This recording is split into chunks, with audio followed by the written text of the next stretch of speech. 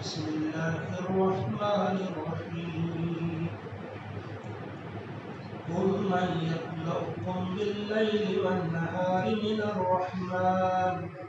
بل هم عن ذكر ربهم معرضون أم لهم آلهة تمنعهم من دوننا لا يستطيعون نصر أنفسهم ولا هم منا يسحبون بل متعنا هؤلاء وآباءهم حتى طال عليهم العمر أفلا يرون أنا نأتي الأرض ننقصها من أطرافها أفهم الغالبون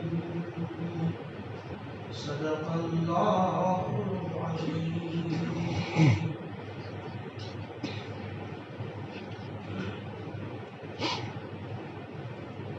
رسولوں کا مذاق اڑانے والے اور رسول کی بات میں یقین نہ کرنے والے جو کہہ رہے تھے دکھاؤ وہ عذاب کہاں ہے، کیوں نہیں آتا، یہ وعدہ کب پورا ہوگا، اور اس کے جواب میں اللہ کا ارشاد ہوتا ہے قل کہہ دیجیے آپ اے نبی صلی اللہ علیہ وسلم کہہ دیجیے ان سے من یخلقکم باللیل والنہار تمہاری حفاظت کون کرتا ہے یا کون کرے گا، تمہیں کون بچائے گا رات کے وقت اور دن کے وقت من الرحمن رحمان سے،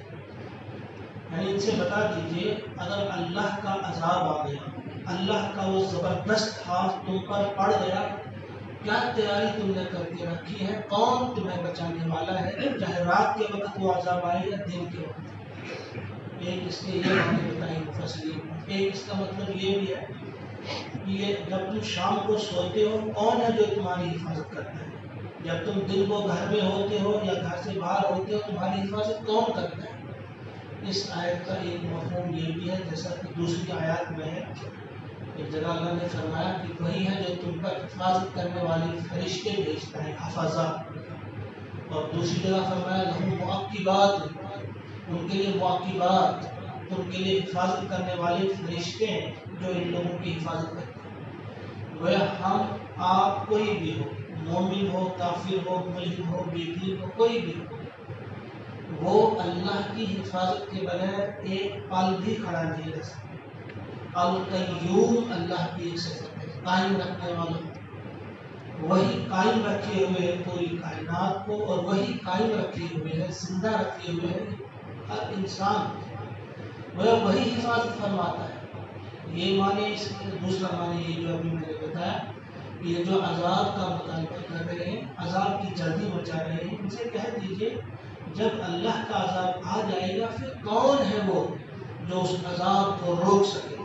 قل من یکلؤکم باللیل والنہار من الرحمن،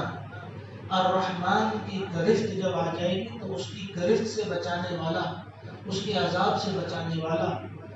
کون ہے پھر؟ بل ہم عن ذکر ربہم، بلکہ حقیقت یہ ہے ہم وہ جو ہیں عن ذکر ربہم اپنے رب کی نصیحت سے معرضون اعراض کیے ہوئے، وہ اپنے رب کی نصیحت کی طرف دھیان ہی نہیں دیتے، وہ ضرورت ہی محسوس نہیں کرتے ہمیں اپنے رب کی نصیحت کی بھی کچھ ضرورت ہے۔ ام لہم آلہۃ، ام کیا لہم ان کے ہیں آلہۃ کچھ ایسے معبود، کیا ان کے کچھ ایسے خدا ہیں، معبود ایسے ہیں تمنعہم من دوننا جو ہم سے انہیں بچائیں گے، یا کچھ ایسے معبود ہیں ان کے پاس، ان کے اپنے، جن کے اندر یہ طاقت ہے جو انہیں ہماری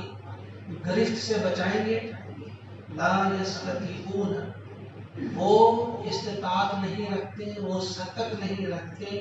نصر انفسہم اپنے آپ کی مدد کرنے کی، انہوں نے جو معبود بنا رکھے ہیں وہ تو اپنی مدد آپ بھی نہیں کر سکتے۔ ولا هم منا يسحبون، اور نہ ان کو ہماری طرف سے کوئی مدد پہنچے، کسی قسم کے کوئی ساتھی ان کو ہماری طرف سے بھی میسر نہیں کیے جائیں گے جو ان کی وہی چیزیں ہوتی ہیں۔ اگر کسی کو بچنا ہو یا تو ان کی اپنی کوئی طاقت ہو یا پھر کوئی بچانے والی کوئی اور طاقت ہو، کہیں سے ان کو مدد آنے والی، یعنی جنہیں یہ معبود بنا رکھے لات عزا کوئی بھی ہو، وہ تو اپنے آپ کو بچانے کی طاقت یا قدرت نہیں رکھتے، کسی اور کو کیا بچائیں گے۔ پھر دوسری صورت یہ ہوتی ہے کہ ہم ہی کسی کو عطا کریں حفاظت کرنے والے،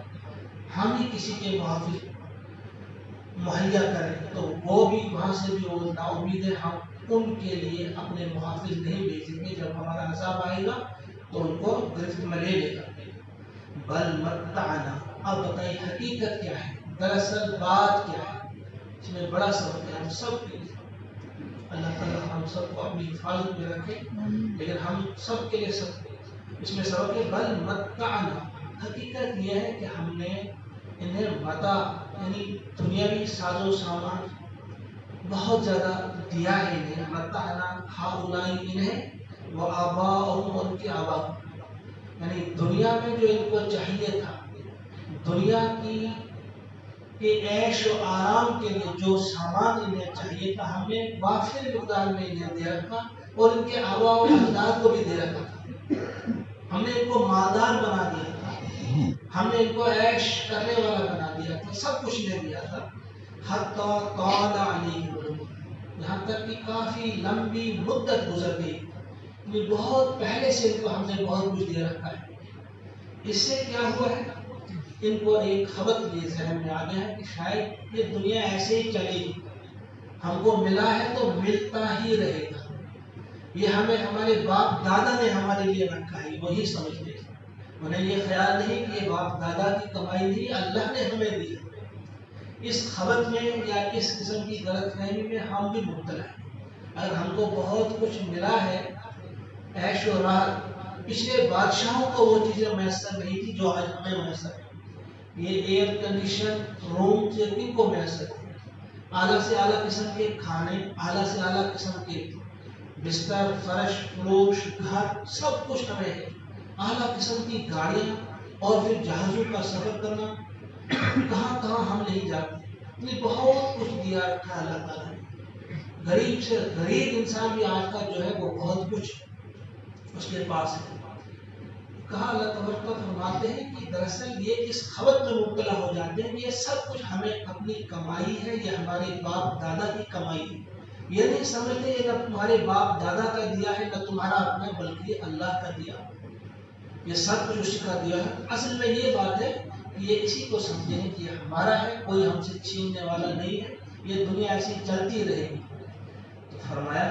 اب بات فرمائی اللہ نے، افلا یرون، کیا یہ نہیں دیکھتے، انا نأتی الارض ننقصها، ہم زمین کو گھٹاتے چلے آئے،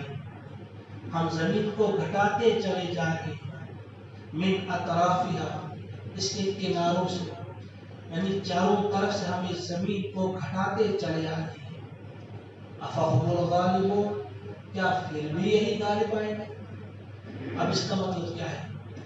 یہ جو الارض یہاں کہا گیا ہے، ہم زمین کو گھٹاتے چلے آ رہے ہیں، کچھ مفسرین کہتے ہیں اس الارض سے مراد مکہ ہے، جو مکہ مکرمہ میں مشرکین تھے، جو بڑے دندناتے پھرتے تھے، وہ ان سے کہا جا رہا ہے کہ تم نہیں دیکھتے ہو کہ ہر طرف سے تمہاری زمین گھٹتی چلی آ رہی ہے، یعنی ہر طرف سے جو قبائل ہیں وہ اسلام کی آغوش میں، توحید کی آغوش میں چلتے جا رہے ہیں، اور تم کم ہوتے جا رہے ہیں، کیا تم یہ نہیں سمجھتے کہ تم مٹنے والے ہو؟ اب توحید کا جو ہے یہاں بھی علم بلند ہونے والا ہے، ہر طرف سے تمہاری یہ زمین سکڑ رہی ہے۔ اس مدینہ میں تو کافی تعداد میں اسلام کی آغوش میں لوگ آ گئے، اس کا ایک معنی یہ ہے۔ اور جدید مفسرین کہتے ہیں کہ نہیں، یہ تو واضح الفاظ ہیں، اس کا صرف وہ معنی نہیں، ہاں اس وقت وہ لیا جا سکتا تھا، اس وقت اس کے معنی یہ ہے کہ آپ دیکھتے نہیں ہیں کہ ہم زمین کو گھٹا رہے ہیں، پوری زمین سے مراد پوری دنیا ہے، جیسا کہ آج عام طور ہم سنتے ہیں پوری دنیا گلوبل ولیج بن گئی ہے۔ پہلے ایک ملک کے بھی ایک حصے سے دوسرے حصے تک کی خبر ہمیں نہیں ہوتی تھی کہاں کیا ہوتا ہے، آج پوری دنیا میں، دنیا کے کسی حصے میں، کسی کونے میں کیا ہوتا ہے، چند ہی سیکنڈ کے بعد ہم یہاں جان جاتے ہیں۔ بلکہ اسی وقت نہ ہی ہم دیکھتے ہیں کہ اس وقت کہاں کیا ہو رہا ہے۔ تو اللہ کا ارشاد ہے کہ ہم زمین کو کناروں سے گھٹا رہے ہیں، گویا اس دنیا کو ہم گھٹا رہے ہیں، اسے ہم ایک چھوٹا سا گاؤں بنانے جا رہے ہیں۔ جب یہ ایک گاؤں بن جائے گا، جب یہ بالکل سمٹ جائے گی یہ ساری دنیا، افہم الغالبون، کیا پھر بھی یہ غالب رہے گا؟ پھر یہ ممکن نہیں مشرکین کے لیے، پھر یہ ممکن نہیں ملحدین کے لیے، پھر یہ ممکن نہیں اللہ کے باغی بندوں کے لیے، ممکن نہیں کہ وہ غالب آ جائے اسلام کے۔ یہ اس کی معنی ہے۔ اور ایک اور معنی اس کی ہے، کچھ مفسرین نے اس کی طرف، جیسے ڈاکٹر اسرار نے اس پر توجہ دلائی ہے، نے کہا دیکھتے نہیں ہیں یہ لوگ پوری دنیا میں، نہیں ڈاکٹر اسرار نے اس کی طرف نہیں بلکہ ڈاکٹر عبداللہ قاری نے یہ بات کہی ہے، انہوں نے کہا ہے کہ یہ دیکھتے نہیں کہ ایک وقت تھا گریٹ برٹن، برطانیہ کا، کہ جو سلطنتی سورج غروب ہی نہیں ہوتا تھا، سمٹتے سمٹتے کتنا برطانیہ رہ گیا۔ ایک وقت تھا کہ یو ایس ایس آر کتنا بڑا تھا، آج کتنے ٹکڑے اس کے ہو گئے، چھوٹے چھوٹے ہو گئے۔ فرعون تھا کبھی، نمرود تھا کبھی، بڑی بڑی قومیں تھیں کبھی، اور یو ایس اے اس کی کتنی بڑی طاقت تھی، اس کا دبدبہ کتنا تھا، آج وہ دبدبہ اس کا نہیں رہا۔ اب وہ کس طرح سے افغانستان سے کس طرح سے باہر گیا،